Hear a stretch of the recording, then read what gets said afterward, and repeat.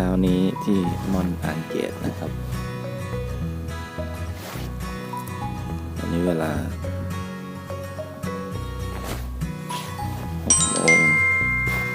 6:47 นาทีตอนเช้านะครับอากาศก็เริ่มเปิดแล้วครับแต่ไม่รู้ว่าขนาดไหนนะครับเมื่อคืน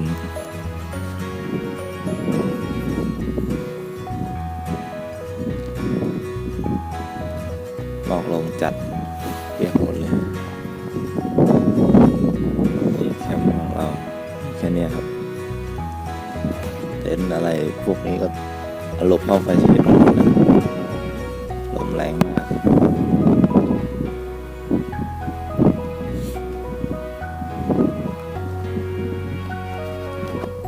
เดี๋ยวลองไปดู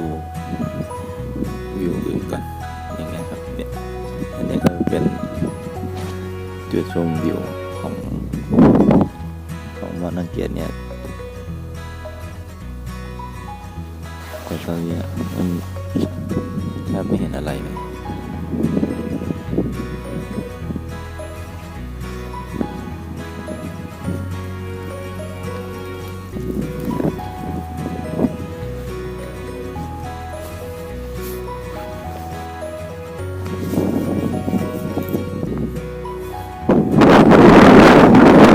ขึ้นลง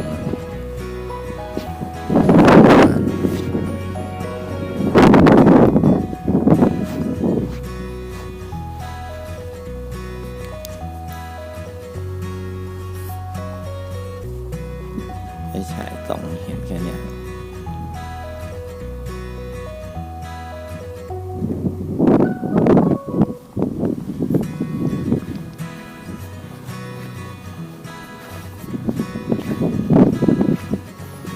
ลมแรงมาก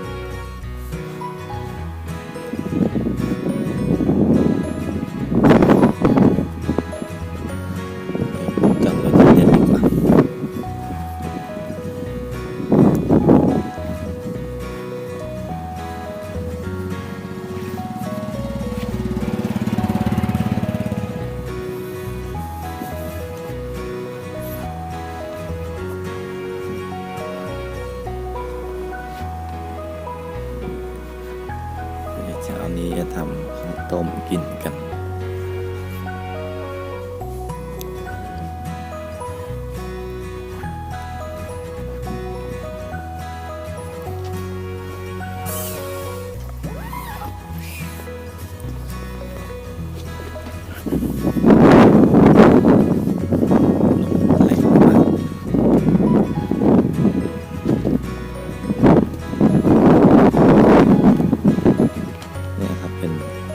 ที่ชมวิว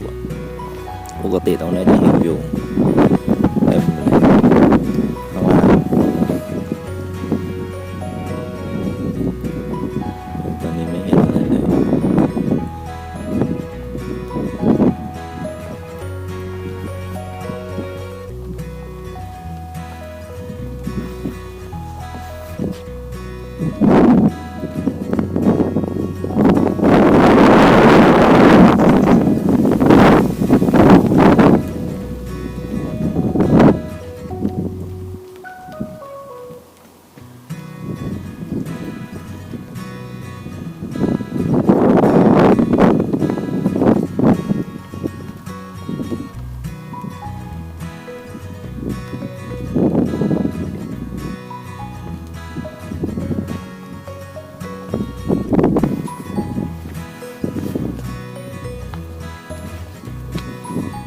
ขนาดปิ้งไข่ไว้เมื่อคืนนะครับตรงเนี้ยเนี่ยไข่ยังไม่สุกเลยอ่ะ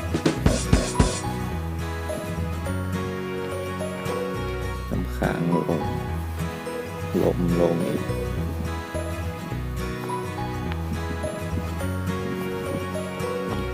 ระเบียงครับเหลือตั้งเยอะไข่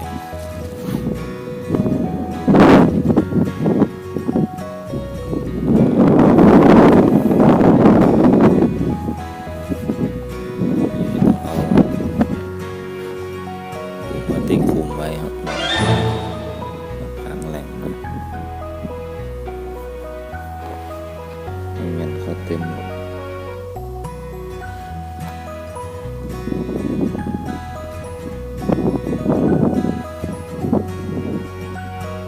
แล้วเดี๋ยวสายๆจะเจอกันอีกทีครับตอนทำกับข้าวตอนนี้ผมทำอะไรไม่ได้ครับ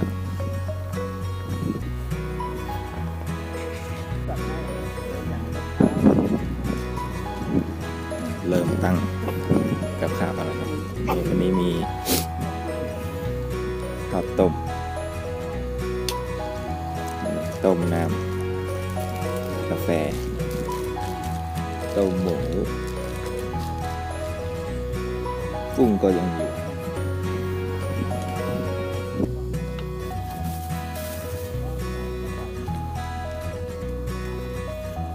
หนาวไหม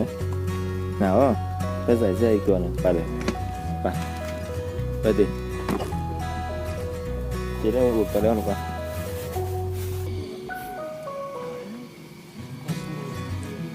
รถนอนเนี่ยเขาเรียกรถนอนในรถ Oh no เป๊ะเขาต้มได้ละแต่ปรุงกันเองนะเครื่องปรุงมันหายลมมันคือลมมันแรงมันพัดไปไหนแล้วไม่รู้เครื่องปรุง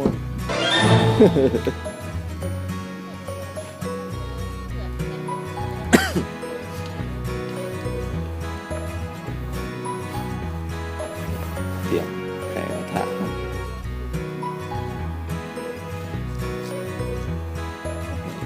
เมื่อเช้ากับตอนนี้ต่างกันเลย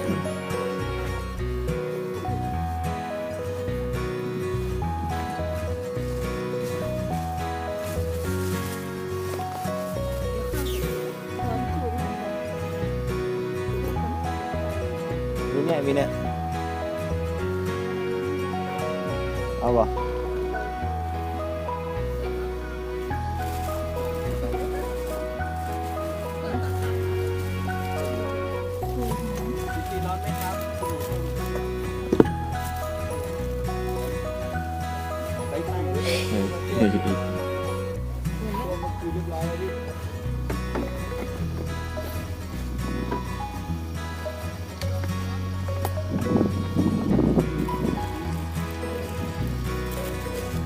ครัวครับนี่แม่ครัว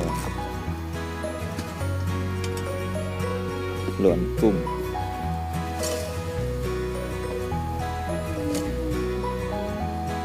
ไม่หลวนอ่ะ ร้อนเลย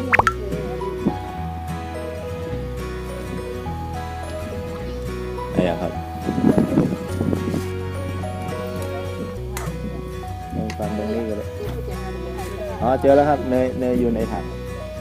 เดี๋ยวซอยอย่างนั้นก่อนเดี๋ยว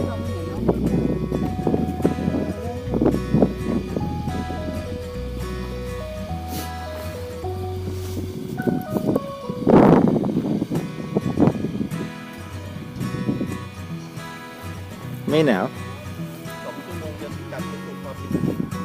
กี่ชั่วโมงแล้วเนี่ยเต็นท์ยังไม่ได้เก็บ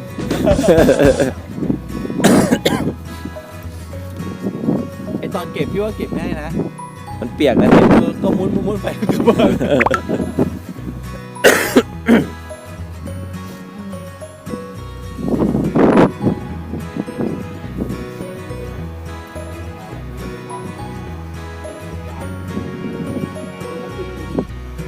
เมื่อคืนได้ยินหมดอะขี้เกียจออกมาลมตีเขาปึ้ง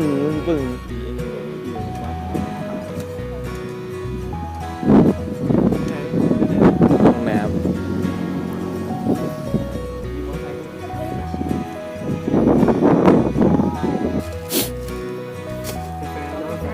ข้าวกันแป๊บหนึ่งนะครับ นี่ก็มีข้าวต้มที่ต้มกันเมื่อกี้นะครับไข่กระทะ เอาเหรอ แล้วก็นู่นไอ้นู่นเป็นกาแฟดิบนะครับ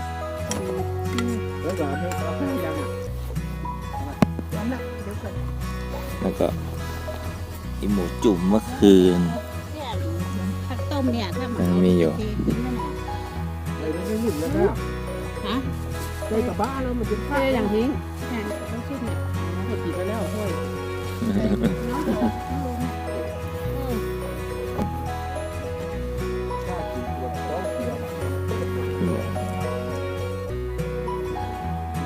8:30นี่ อากาศร้อนมากเลย ตอนนี้ผมได้ อา กิน กาศร้อนมากเลย เหมือนอยู่บนสวรรค์เห็นไหมมันมีพลังมากเลย เราอยู่บนสวรรค์นี่คืออะไรรู้ไหมดอยมนต์อังเกตอย่าหาเนอะอาจารย์เฉลิมชัยมาปะใครว่าขอดูตัวหน่อยชื่อดูด้วยแหละ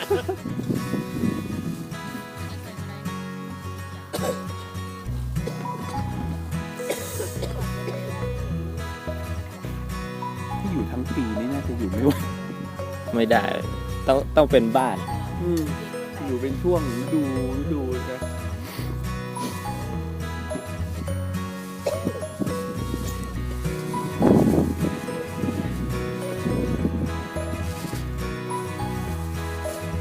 เมื่อวานครัวอยู่ตรงโน้น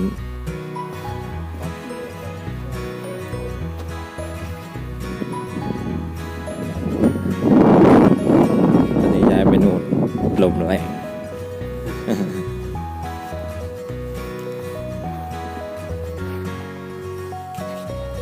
นี่ครับ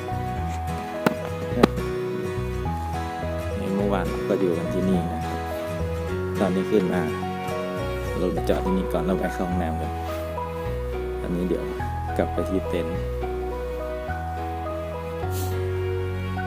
มีคนเดินมาเนี่ยเห็นหรือเปล่า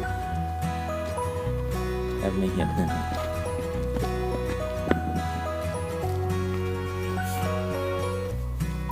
จากห้องน้ำไปที่พักประมาณ100 เมตรครับต้องเดินไป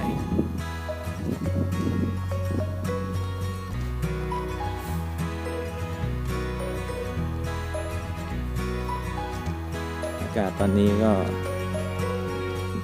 น่าจะหนาวอยู่นะแต่เราอยู่กัน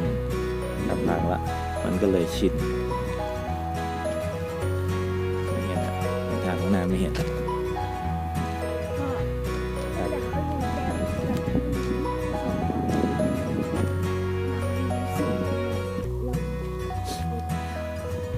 ชินแล้วใช่ไหมชินแล้วใช่ไหมครับ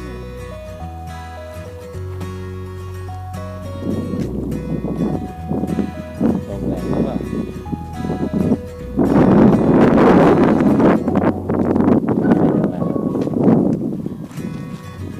ไม่เห็น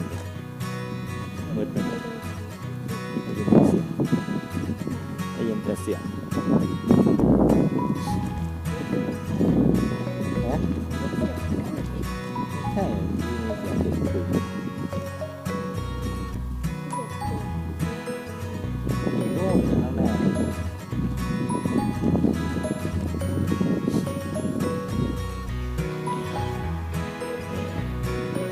งนี้ข้างบนนู่นจะเป็นพระพุทธรูปนะครับขึ้นไปไหว้ได้เห็นนิดตรงนี้เป็นของเจ้าแม่อังเกตน่าจะเห็นอาคารเดี๋ยวไปเก็บของกันต่อครับ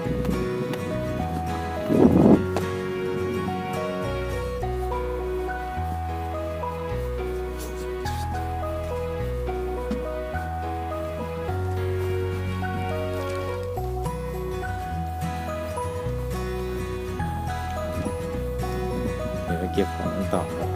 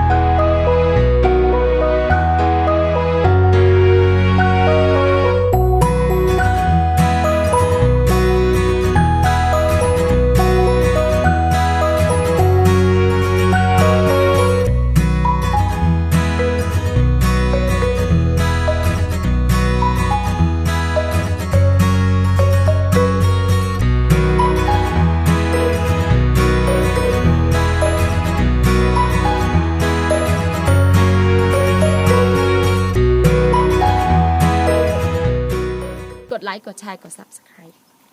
นะคะ แล้วพบกันค่ะ GoOuting ออกนอกบ้านค่ะ สวัสดีค่ะ